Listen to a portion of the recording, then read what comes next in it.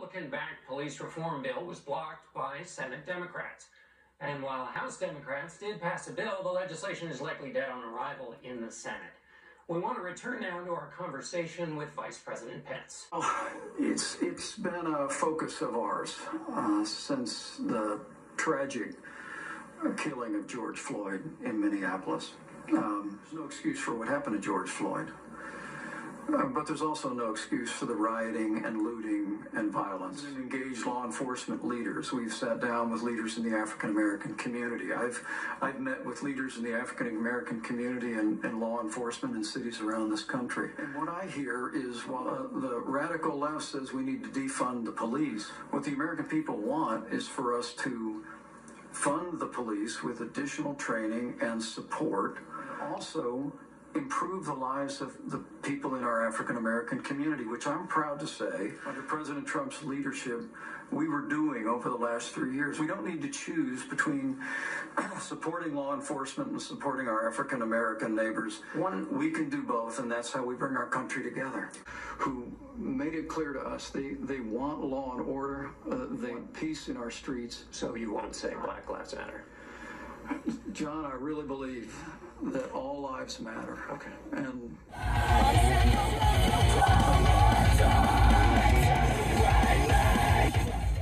so we're gonna go in here and we're gonna rob this place. Let's do it. Let's try not to fuck up some people. Start to rob this place blind, bro.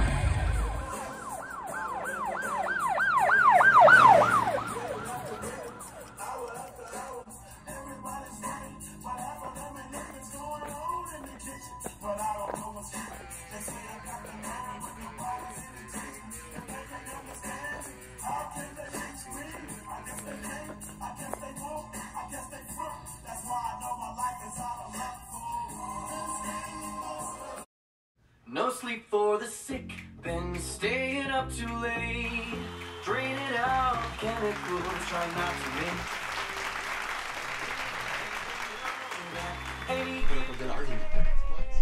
Hey guys, this is Live Domination Politics. How's everyone doing? Speaker Pelosi's incompetent. She lost the Congress once. I think she's going to lose it again. She lifted my poll numbers up 10 points. I never thought that I would see that so quickly. Yeah, because the camera's facing this way, the mic's here. Does not disprove good. the argument, but raises it. We are not taught to recognize local fallacies. As a result, we are accidentally Damn it, let me start over. Yeah, we go are slower, please. We are emphasize. I'm gonna slap you. I want it to be good. I know, and directed. This is the first. Have you not had a director before? No. Okay, this is what directors do. Aside from Mr. Hufty, no. Okay, well, I'm not Aaron Mr. Hufty. Hufty, I'll fucking shake I ain't Mr. Hufty. Shake him, I'm motherfucking Sam L. Jackson. You're gonna have your ass emphasizing every fucking word. We are not taught to recognize local fallacies. As a result, accidentally commit them all of the time. Some people are aware of them and some people commit them anyways intentionally in order to mislead, confuse, win arguments against the unwary, and persuade the millions to a defective way of thinking.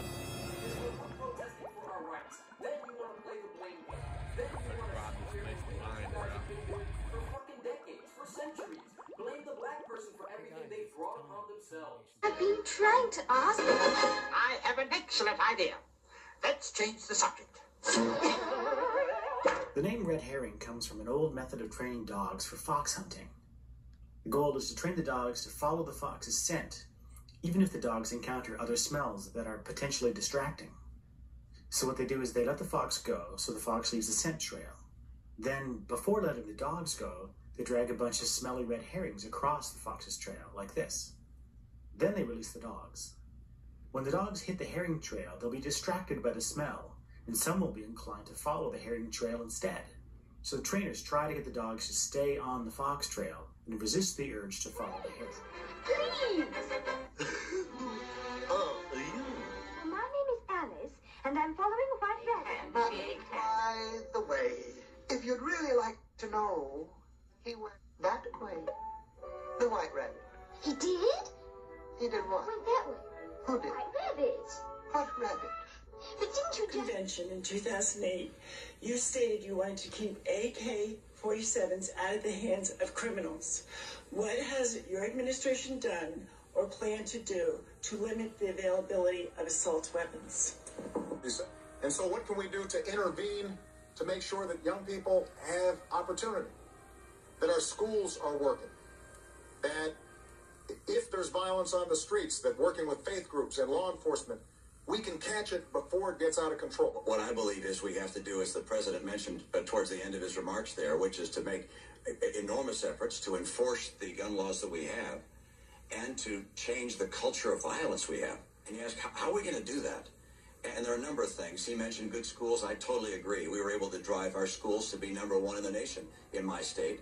And I believe if we do a better job in education, we'll give people the hope and opportunity they deserve, and perhaps less violence from that. But let me mention another thing, and that is parents. We need moms and dads helping raise kids. Wherever possible, the benefit of having 2 parents in the home, and that's not always possible. A lot of great single moms, single dads.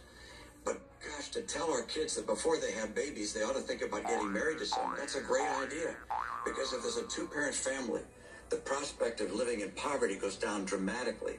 The opportunities that the child will be able to achieve increase dramatically. So we can make changes in the way our culture works to help bring people away from violence and give them opportunity and bring them in the American system. Here with the League of Conservation Voters, and I'm here to ask you what your plan is to reduce pollution that is driving climate change and endangering public health. That's an interesting question. Let me ask you a question. Okay, so we have global, let me ask you this. Okay, take it easy, fellas.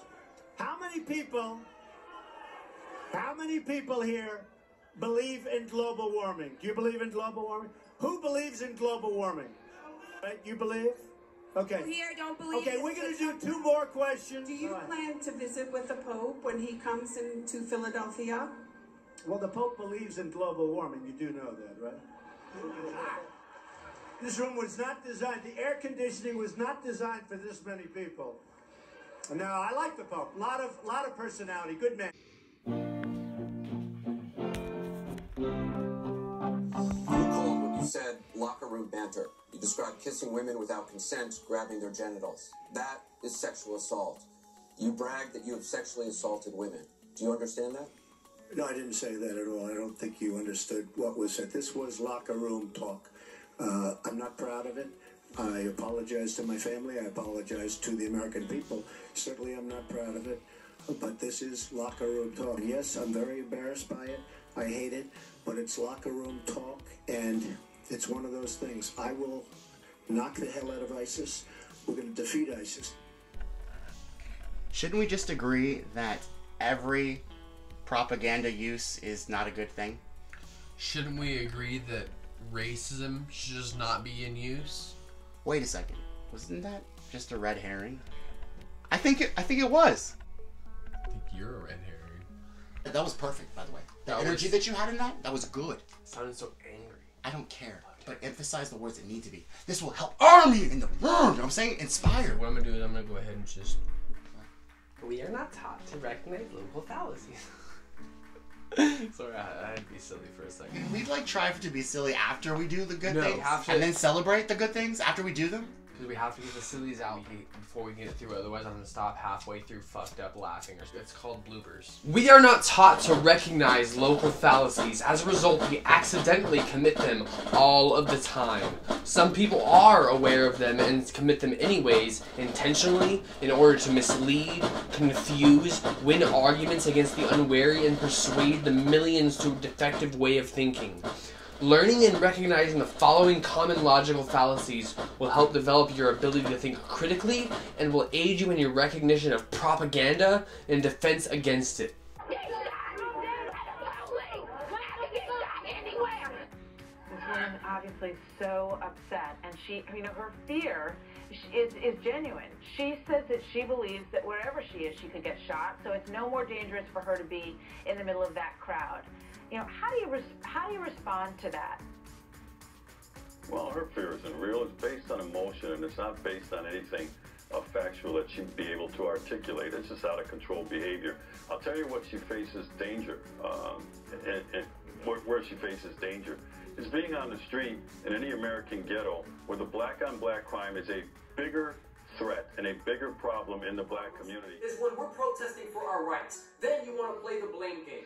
Then you want to sit here and do what you guys have been doing for fucking decades, for centuries. Blame the black person for everything they've brought upon themselves. That guy got shot. Well, maybe if he wasn't being a thug, aka nigger, then he wouldn't have got shot. Colorblind people want to go at protesters and say, you people kill each other all the time. So how can you be a hypocrite and come out here and protest whenever a white person kills a black person or whenever a white cop kills a black person? The problem with that argument is that it's solely based on an assumption that these same protesters are the same ones that are killing each other and committing black-on-black crime. Then the police use of force.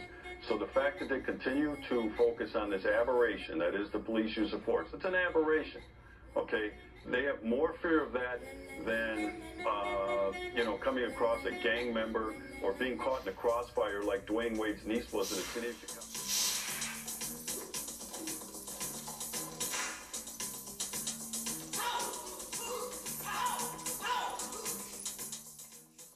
Because we killing ourselves. We're not.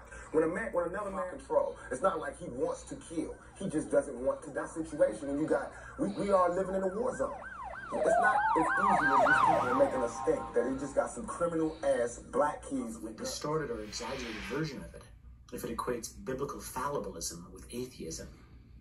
Now compare that to this one. My opponent has argued that there's an urgent need to reduce greenhouse gases in order to minimize global warming. But the most serious problem facing future generations is the risk posed by nuclear weapons in the hands of rogue states and terrorists. This is where we need to focus our attention and resources. This is a red herring. The original issue was about greenhouse gases and the urgency of global warming. This response sidesteps that issue and introduces a new issue. To avoid committing a red herring, the arguer would need to show that global warming isn't an urgent problem, or that reducing greenhouse gas emissions won't be effective in reducing it.